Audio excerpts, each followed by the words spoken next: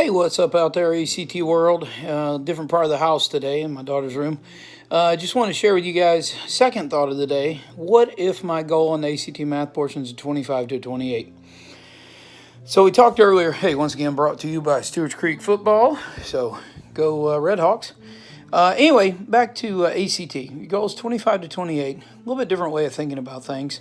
I know we talked before about the 22 to 24, focusing on your best 40. So we're going to take that thought, but now let's go back to 60 questions. If your goal is 25 to 28, you're a pretty good math student. You probably have an A or B in math class, especially if you're a junior. And what you want to do is you want to take advantage again about the scoring and the way that the test is scored.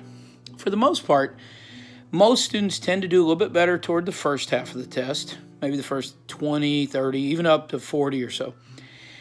When you concentrate on getting a 25 to 28, you got to practice, though, the way you're going to take the test.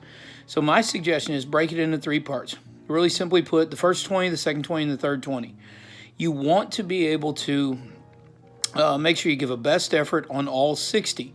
Now, again, if you only get 80% of them right, that's 48. And guess what? That gets you about a 27 or 28 if it's on par with what they typically do with the scoring-wise. So we're not worried about getting every single question correct. We're not going to stress if you get to a problem that seems to be very difficult. Skip it. It's okay.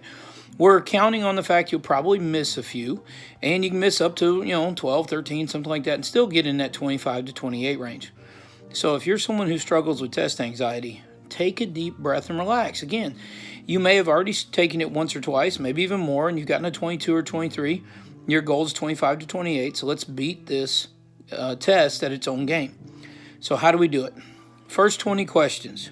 You want to give yourself 15 minutes. Now, when you practice on a practice test with 20 questions, 15 minutes. Set your stopwatch on your clock or on your phone or something like that, and go. Now, Coach Harris, what if I get the 20 done in less than 15 minutes? Hey, that's Cajun word called lagniappe. So a little something extra. You got some time you can borrow back for this second 20. So first 20, 15 minutes. Second 20, 20 minutes.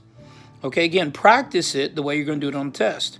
All right, and finally, the third 20, that leaves 25 minutes left over. Now, again, what you want to make sure you do is don't stress over 1 or 2 or 3 questions that seem like they're really, really hard.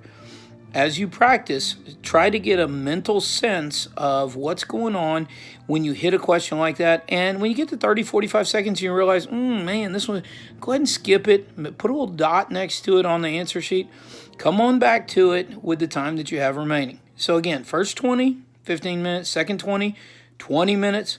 Third 20, 25 minutes. That's the whole 60 minutes right there, okay? Don't stress. Approach it the right way. Make sure when you practice, you don't necessarily have to practice all 60 at one time, but I would, if I were you, break it into 20s. First 20, second 20, third 20. That way, when you take the test, you want to kind of take, after 20 questions, take 10 seconds, mentally refresh your brain, kind of like setting a refresh button on the computer, and then think about it. All right, I got 20 minutes for the second 20, and then if you're on that third 20, go ahead and give yourself that 25. Good luck to you guys. Hopefully this is helpful. Hey, by the way, if you're seeing this and you haven't subscribed yet, go ahead and subscribe to that YouTube. We'll get as many followers as we possibly can. There are going to have to be some more updated videos as we go.